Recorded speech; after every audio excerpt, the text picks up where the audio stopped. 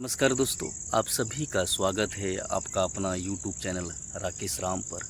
दोस्तों, आज हम बात करेंगे उस शक्ति के बारे में जो इंसान के तन, मन और आत्मा को जोड़ती है। दोस्तों जी हाँ, आज हम बात कर रहे हैं योग के बारे में।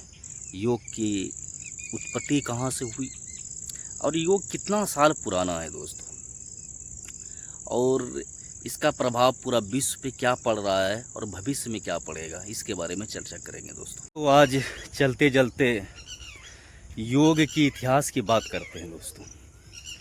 दोस्तों, कहा जाता है कि 5000 वर्ष से भी पुराना योग विधि है और इसका पहली बार चर्चा ऋग्वेद में मिलता है दोस्तों।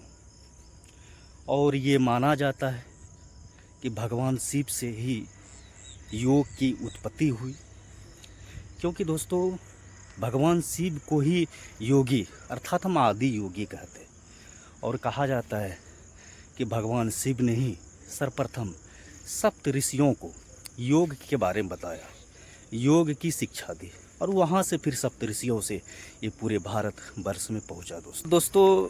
श्रीमद् भागवत गीता में भी भगवान श्री कृष्ण 3 प्रकार की योग की चर्चा करते हैं, जिसमें से कर्म योग, भक्ति योग और ज्ञान योग की चर्चा करते हैं दोस्तों। तो वहाँ से भी योग की प्रमाण मिलता है दोस्तों। उसके बाद दोस्तों करीब 200 ईसा पूर्व भारत में एक महान संत जन्म लिए, जिसका नाम था महर्षि पतंजलि। और महर्षि पतंजलि ने योग के 8 प्रकार के नियम दिए, और कहा जाता है दोस्तों कि पतंजलि ने ही एक वैज्ञानिक विधि के द्वारा एक व्यवस्थित ढंग से इन्होंने 8 नियम दिए, और उसी 8 नियम को अष्टांग योग कहा जाता है दोस्तों। तो वहाँ से भी इसका चलन मिलता है कि भारत में योग की उत्पत्ति हुई दोस्तों। अगर और बात करें, अगर आप मध्यकाल के भारत में जाएंगे तो वहाँ पर 2 संत हुए, कबीरदास और तुलसीदास। ये भी योग की बात करते हैं, अष्टांग योग की बात करते हैं। अगर हम आधुनिक भारत में आए दोस्तों, तो आधुनिक भारत में एक महान संत हुए जिसका नाम था स्वामी विवेकानंद। और स्वामी विवेकानंद ने भी कहीं न कहीं योग और वेदांत की बात करते हैं दोस्तों। जब 1897 में अमेरिका के शिकागो में धर्म संसद में भाषण देने जाते हैं, तो जो पूरा विश्व को जो बताते हैं, तो यही तो बताते हैं योग के बारे में, वेदांत के बारे में, भारत की संस्कृति के बारे में, भारत की सभ्यता के बारे में ही तो बताते हैं दोस्तों।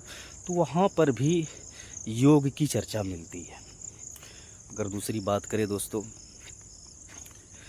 तो भारत के प्रधानमंत्री की ओर से पहली बार इस मुद्दे को विश्व पटल पर रखा गया 2014 में। 2014 में संयुक्त राष्ट्र में इस बात को रखा गया दोस्तों, और उसमें था कि योग को विश्व दिवस के रूप में मनाया जाए। और फिर संयुक्त राष्ट्र ने 2015 से ये घोषणा की कि हम लोग 21 जून को विश्व योग दिवस के रूप में मनाएंगे दोस्तों। तो वहाँ से ये पूरा विश्व में फैला। और अभी अगर हम देखें दोस्तों, करीब 2025 चल रहा है, और शायद 11वीं बार होगा इस बार योग दिवस मनाया जाएगा भारत में। और करीब दोस्तों 180 प्लस देशों में आज योग की शिक्षा दिया जाता है, योग लोग करते हैं। तो दोस्तों ये भारत के लिए बहुत बड़ी उपलब्धि है, क्योंकि दोस्तों भारत ने कभी भी अपने ज्ञान को अपने पास ही सीमित नहीं रखा। जब भी मौका मिला उन्होंने विश्व को दिया है दोस्तों।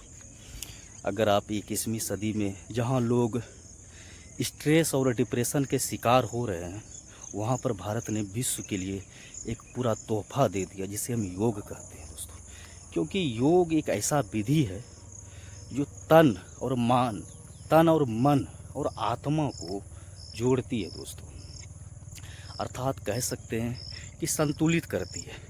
तो योग का ये पूरा इतिहास था दोस्तों, जिसमें से पतंजलि ये भी बताते हैं कि 8 नियम में होता है ध्यान होता है, यम होता है, प्राणायाम होता है। तो इस प्रकार के 8 नियम उन्होंने दिए।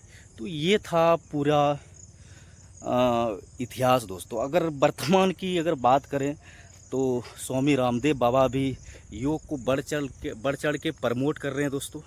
और आप देखते होंगे इंडिया टीवी पर डेली 8 बजे उनका कार्यक्रम चलता है।